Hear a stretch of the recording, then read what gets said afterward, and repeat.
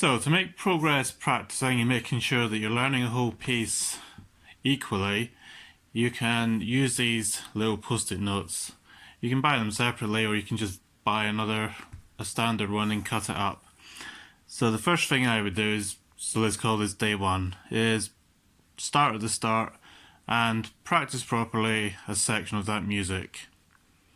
Once you've done that, at the end of your practice, I want you to take the post-it note and I want you to move it forward to, say, in this piece, bar 5, and leave it there. So day number 2 comes along and you're going to start at the very end of the piece that you're practicing.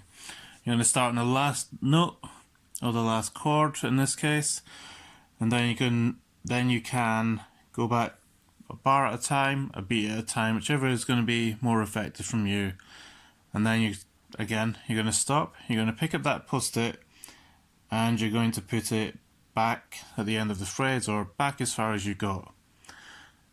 Day 3 comes along and you're going to start where that post-it is. You're not going to start from the start, you're going to start where that post-it is, and again you're going to work specifically from there for another 4 bars or another phrase, but just practicing properly, making sure everything is going according to plan.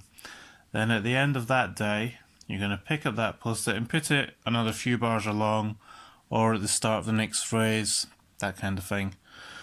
So then day 4 comes, I think, yes, day 4. And your post-it that you've put near the end of the piece, you're going to start from there and start working backwards like you did with day 2. So start on the last chord, last few notes, go back a beat, go back 2 beats, go back a bar at a time, etc. Then at the end of that little practice session, pick up the post-it and put it at the next phrase. Now you can continue like this for, I'd say, 3 or 4 practice sections each.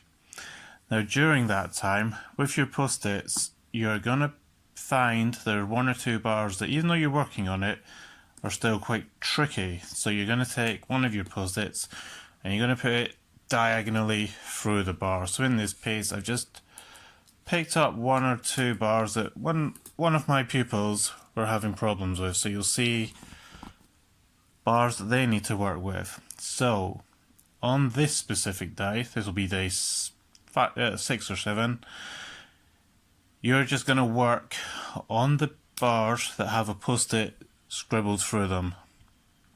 Okay, so then you're picking out specific bits in this piece that you really are having problems with and work on it like that. Then from there you can simply continue like this, or go back to the start and repeat the post-it. So the post-it goes back to bar 1. So your post-it can go back to bar 1, and then this time the phrases, you work on it the same again. So you work on a phrase, but then maybe put the post-it on bar 8. Maybe do 2 phrases instead of just 4 bars. And the same as you go to the end.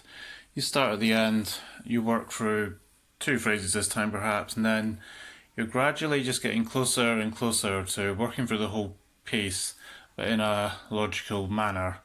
And then you should find that after a week or 2 you make quite a bit of substantial progress. Even though you're not just starting at the start and working on the same bit, the whole piece is going to be learned in a bit more of an equal manner. So it means that by the time you come to perform it for an exam or just in public, there's no real weak points in it, because you've worked on the whole piece pretty much equally by this point.